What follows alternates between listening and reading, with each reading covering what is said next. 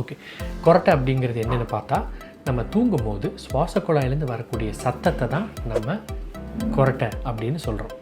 So நம்ம வந்து எல்லாருமே ரொம்ப காமனாக கேள்விப்பட்ட வார்த்தைகள் இந்த snoring and sleep apnoea. Okay, ஸ்னோரிங்கிறது கொரட்டை. அப்போ ஸ்லீப் அப்னியானா என்ன அப்படின்னு பார்த்தா, நம்ம தூங்கும்போது ஒரு 10 செகண்ட்ஸ் ஆர் மோருக்கு வந்து நம்ம மூச்சு விடுறது நின்றுச்சுன்னா அதுக்கு தான் வந்து நம்ம ஸ்லீப் அப்னியா அப்படின்னு சொல்லுவோம். ஓகே, ஸோ இது எதனால் வருது அப்படிங்கிறக்கான காரணங்களை பற்றி இன்றைக்கி பார்ப்போம்.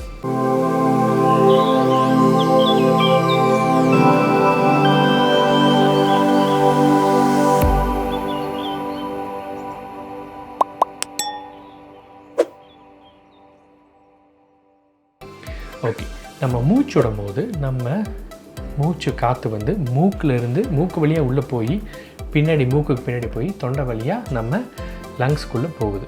ஓகே, ஸோ இப்போ இந்த மூக்கில் இருந்து இந்த லங்ஸுக்கு போகக்கூடிய இடத்துல சுவாச குழாயில் எங்கே அடைப்பு ஏற்பட்டாலும் அதனால் நம்மளுக்கு இந்த கொரட்டை வர்றதுக்கான வாய்ப்புகள் இருக்குது.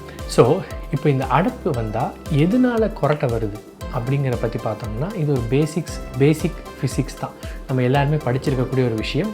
பெர்னோலிஸ் ஃபினாமினா இல்லை வென்ச்சுரி எஃபெக்ட் அப்படின்னு படிச்சிருப்போம். அதாவது ஒரு காற்று வந்து ஒரு ஸ்பேஸில் வந்து ஃபாஸ்ட்டாக ட்ராவல் பண்ணும்போது அந்த பெரிஃபரல் ரீஜனில் ஒரு சார்ட் ஆஃப் மினிமல் வேக்யூம் இருக்கும். இது சிம்பிளாக சொல்லணுன்னா, நம்ம ஸ்ட்ராவை வந்து உறிஞ்சும் போது மெதுவாக உறிஞ்சோன்னா தண்ணி வந்துக்கிட்டே இருக்கும்.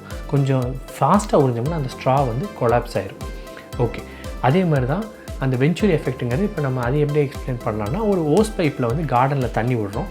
அதை நம்ம விரலை வச்சு அமுக்கும் போது அந்த தண்ணி வந்து இன்னுமே தூரமாக போகும். ஸோ அப்போ அதோட ஸ்பீடு இன்க்ரீஸ் ஆகும்.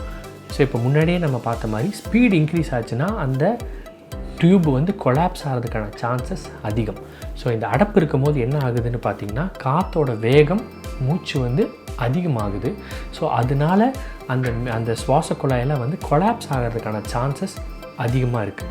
ஸோ அதனால தான் இந்த ஸ்லீப் அப்னியா வருது. அதனால தான் இதை வந்து நம்ம அப்ஸ்ட்ரக்டிவ் ஸ்லீப் அப்னியா அப்படின்னு சொல்கிறோம்.